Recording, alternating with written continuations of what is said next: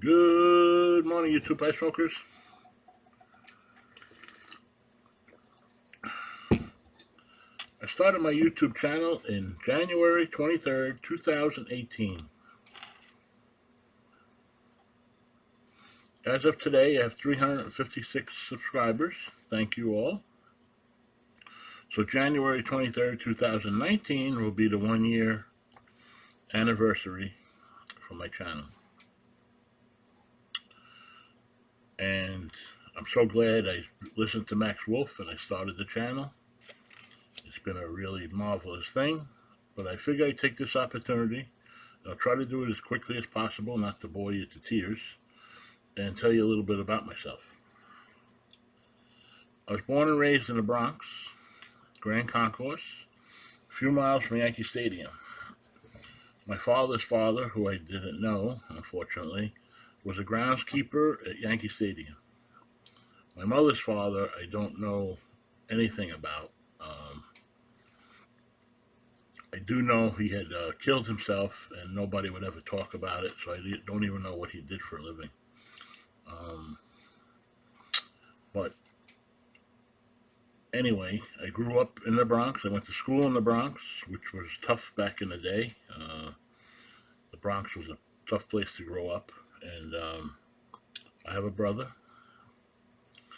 And my father, we always rented an apartment. My father could never afford a house. He worked hard, but just never was enough money to buy a house. And so we lived in the Bronx. All my life I lived in the Bronx. And at age 11, I got a job around the corner from where I lived in a dress factory. My mother worked there. She was a dressmaker. And I would sweep up the trimmings after school 1 day a week, and I got $3 for that hour's worth of work or so. I would walk home from the dress factory, and I would pass a few stores, and a butcher was opening. Actually, it was called a pork store.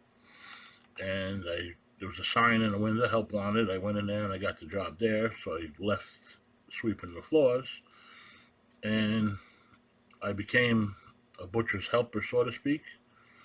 And he taught me everything he could, and I used to do everything: make sausage, cut steak, chop meat, all that type of thing. Matter of fact, I loved it, and I wanted to do that.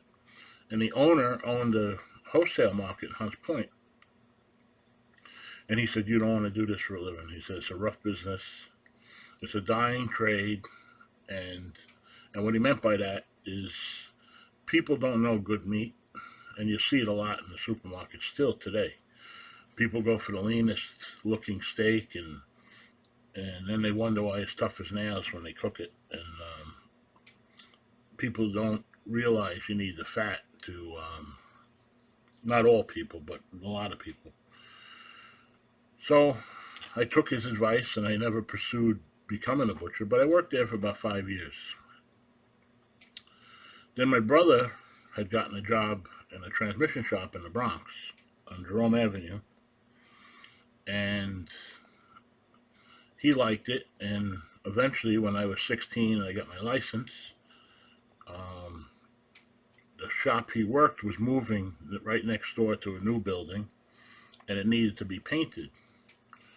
So my brother said to his boss, "My brother's not doing anything. I can get him to paint it." So I did. I painted the outside of the building. And from there, after that, the boss asked if I'd like to work in the shop, and I said yes. And that's where I learned the transmission business. So I worked there for until 1987. I worked and learned the transmission trade until I became what they call a rebuilder. Back then, they used to have breakdown men. You take apart the transmission for the rebuilder, and then what happens eventually when you take enough of them apart, somebody will say, the boss or the rebuilder, why don't you try putting that together? And when you do it enough times, repetition, back then there wasn't the amount of transmissions there are today. There were maybe 10 or 15 different models, but very similar. So it was easy to learn than it would be today. And and eventually I became a rebuilder. And once you get a rebuilder status, then you start making good money. So back in the 80s, I was making $800 a week rebuilding transmissions. So as usual, what happens when you work with family, me and my brother had a little bit of a falling out, and I decided to leave, that I didn't want to work together, and I got a job in another shop in Westchester. And I was at that shop for about 10 years, and then I left that shop to open up my own shop, which I did in 1994. I rented a building, and I stayed there until I don't know, probably 2000 or 1998. And then I bought my own building and moved the business to where I am now. So I've been in the transmission business since 1976, which I think comes out to 44 years, I think. Anyway, a long time. And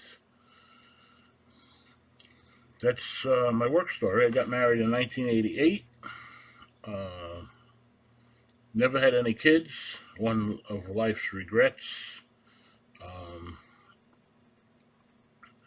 And I got a divorce about 4 years ago. I got remarried this past year. And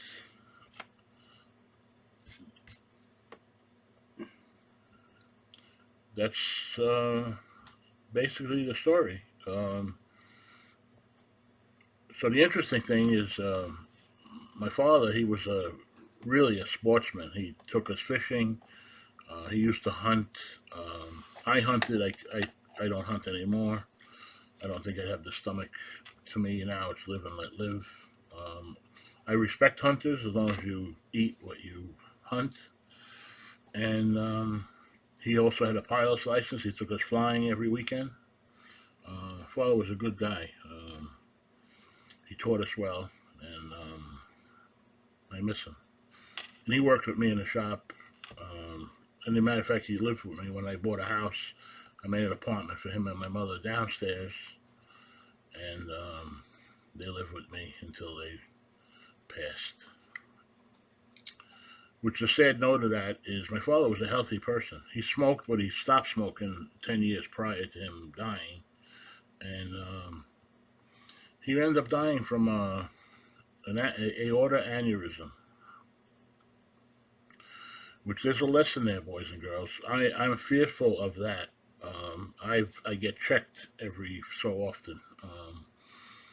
It's a hidden killer, and if you have a stomach, which my father did, wasn't as big as me, but he did have a little bit of a gut, you're more prone to have it happen. Conway Twitty died from that.